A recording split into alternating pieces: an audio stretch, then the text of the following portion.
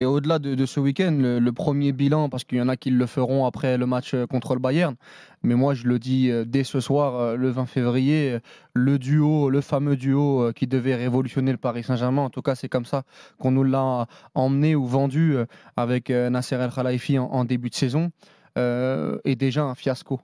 L'équipe, j'espère que vous allez bien. Aujourd'hui, c'est le moment d'évoquer le duo Campos-Galtier ou Paris Saint-Germain. L'arrivée des deux hommes avait ramené une bouffée d'oxygène et un certain enthousiasme chez les supporters l'été dernier. Le bilan de la première partie de saison leur donnait raison sur le plan du recrutement ou de la tactique, puisque le club de la capitale était seul invaincu sur la scène européenne. Sauf que la Coupe du Monde est venue chambouler la dynamique et tout est désormais remis en cause. Hormis Mukiele et Vitinha, les recrues estivales n'ont pas vraiment répondu aux attentes. Au sein des hautes sphères de la direction parisienne, des doutes planent sur le recrutement et le mercato hivernal marqué par l'échec Hakim Ziyech dans les dernières minutes n'arrange pas les choses. Les méthodes de Campos interrogent au point que la collaboration pourrait prendre fin plus tôt que prévu. Selon Foot Mercato, même s'il a commencé à dessiner les contours de l'effectif pour le prochain exercice avec la volonté de disloquer la MNM pour centrer le projet autour de Mbappé, il y a des chances limitées que l'état-major le conserve. En parallèle, la qualité de jeu proposée depuis la reprise agace de plus en plus en interne et Galtier est pointé du doigt. La mauvaise période marquée par 3 défaites consécutives a comme sonné le déclic parce que malgré le sursaut d'orgueil contre Lille, les prochaines échéances à court terme dont le match retour face au Bayern en Ligue des Champions conditionneront à la fois l'avenir du conseiller sportif et de l'entraîneur. Alors j'ai vu que certains estiment à juste titre que le problème est plus global et ne concerne pas que l'un ou l'autre. Pour autant, au vu des derniers bruits de couloir, Galtier pourrait bientôt subir une mise à pied si les résultats s'améliorent pas. Le principal concerné le sait bien et l'a fait comprendre au micro de Prime Video après le dernier match. Je cite: « Ce que je peux vous dire, c'est que j'ai le soutien permanent de la direction sportive et de mon président. » Jusqu'à quand? Telle est la question. Plusieurs noms de potentiels successeurs circulent déjà au sein de la presse et je voulais justement les énumérer un par un pour faire un état de la faisabilité d'une part, puis d'une autre pour voir lequel conviendrait le mieux pour la suite du projet. Bref, les amis, avant d'entrer dans le vif du sujet, si certains veulent se lancer dans le bain des pronos avec la quantité de matchs durant le week-end, je rappelle qu'avec mon code LEXCITY, vous pouvez bénéficier jusqu'à 100 € de paris offerts si le premier pari est perdant en free bets. Le choix numéro 1 du Qatar pour prendre poste sur le banc parisien, c'est évidemment Zidane. La légende était déjà dans les tuyaux après l'éviction de Pochettino et l'émir en personne avait tenté de le convaincre. Or, le Français avait choisi d'attendre la fin du mondial en vue de succéder à Deschamps pour devenir sélectionneur de l'équipe de France. Problème, les événements ont changé la donne. Le parcours notable des Bleus, malgré les nombreux forfaits, a redonné du crédit à Deschamps et le Gret a décidé de le prolonger jusqu'en 2026. Zizou s'attendait sûrement ensuite, comme tout le monde d'ailleurs, à ce que le contrat irait pas plus loin que 2024 à l'issue de l'Euro. Du coup, il doit encore attendre. La patience a parfois des limites pour reprendre le dicton. Le principal intéressé, tout juste nommé ambassadeur Alpine, vient de déclarer vouloir reprendre du service. Je cite: « Reprendre reste mon envie. Je dispose de temps actuellement, peut-être jusqu'au mois de juin, mais ça peut aussi aller très vite. » A noter que je réalisais récemment une vidéo sur les potentielles destinations de Zidane l'été prochain. Seuls quelques clubs sont susceptibles de l'enrôler, dont le Real Madrid pour un 3e passage, la Juventus malgré le retrait de points au classement, le Bayern où Nagelsmann fait de moins en moins l'unanimité, l'Olympique de Marseille dont il est attaché depuis toujours et sans surprise le Paris Saint-Germain. En comparaison à l'année dernière, en tout cas, les chances du PSG sont bien plus importantes à condition d'évincer Campos. ZZ voudrait absolument pas travailler avec lui. Au passage, je sais pas si vous vous souvenez quand Riolo a annoncé Messi au PSG un an avant son transfert. Je peux même dire, là, on est entre nous, Messi sera au PSG l'année prochaine. Je suis très sérieux. Messi sera au PSG l'année prochaine.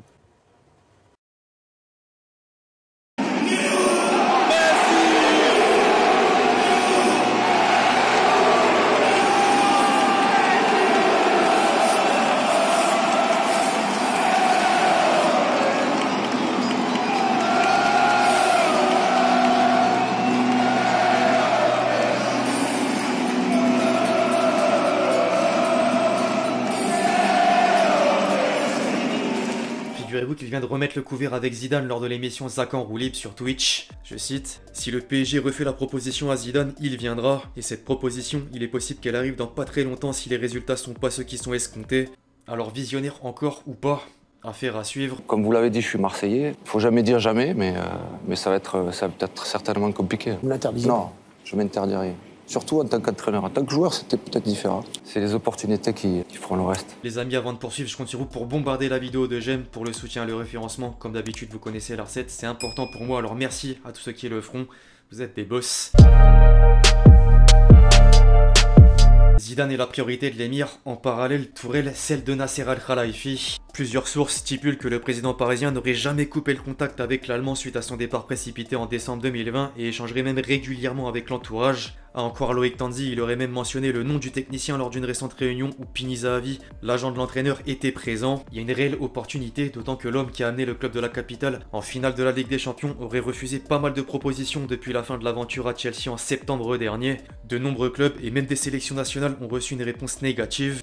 En revanche, avant de revenir, il a besoin de garanties. Selon le London Evening Standard, l'Allemand voudrait que les stars aient moins de pouvoir et être focus sur son travail sans trop d'implication sur le mercato. Le média anglais ajoute explicitement que le Paris Saint-Germain serait prêt à reconnaître son erreur après l'avoir renvoyé la première fois pour le reconduire justement. En dehors de la faisabilité d'un retour au PSG, Thomas Tuchel serait certainement le meilleur choix possible à mes yeux du moins. Il a prouvé à quel point son coaching peut rapidement mener au succès à l'image du sacre européen avec Chelsea. C'est aussi l'entraîneur du PSG qui a réalisé le plus beau parcours en Ligue des Champions, même si le tournoi était différent d'habitude avec le Final 8. Les joueurs sous ses ordres regrettaient d'ailleurs presque le fait de le voir partir. Neymar était son protégé et Mbappé lui faisait carrément honneur au moment de dire au revoir. Je cite, « C'est malheureusement la loi du football, mais personne n'oubliera votre passage ici. Vous avez écrit une belle ligne de l'histoire du club et je vous dis merci coach. » On prend les mêmes et on recommence.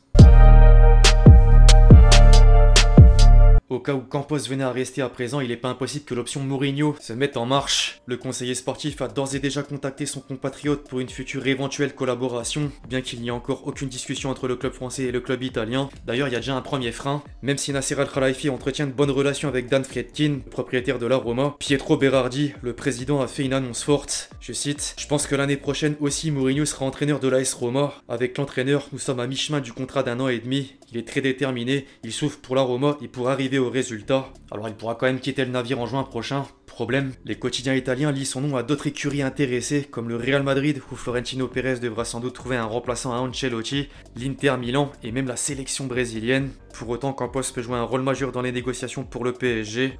Au-delà du possible transfert avec le Special One, c'est tout ou rien concrètement. Soit il atteint les sommets, soit la situation empire. C'est le cas de le dire. Mourinho est capable de s'imposer face au cadre du vestiaire, quitte à se mettre à dos une partie du groupe. Il fait pas de sentiments et suit son plan de A à Z. Après, si la mayonnaise prend pas, gare au fiasco. Enfin, la piste la moins probable, Pep Guardiola. À l'heure actuelle, aucun média ne l'envoie au PSG, mais certains supporters parisiens n'ont pas manqué de lancer la propagande lors des révélations sur Manchester City. Si et seulement si le club mancunien venait à subir la pire des sanctions, pourquoi pas? Pour le rappel, la Première Ligue accuse les dirigeants des Citizens de nombreuses infractions aux règles du fair play financier à la suite d'une enquête de 4 ans. Manchester City s'expose à une déduction de points au classement et même à l'expulsion du championnat anglais. On n'en est pas là pour l'instant. Bref, les amis, n'hésitez pas à me dire dans les commentaires qu'est-ce que vous verrez entraîner le PSG si Galtier venait à se faire limoger. J'ai vu que Tourelle faisait l'unanimité sur un sondage du média parisien via Twitter, mais il manquait Zidane. Je compte sur vous une nouvelle fois pour bombarder la vidéo de j'aime si elle vous a plu. Puis d'ici là, on se retrouve très vite sur la chaîne pour de nouvelles vidéos. C'était LXT. Ciao.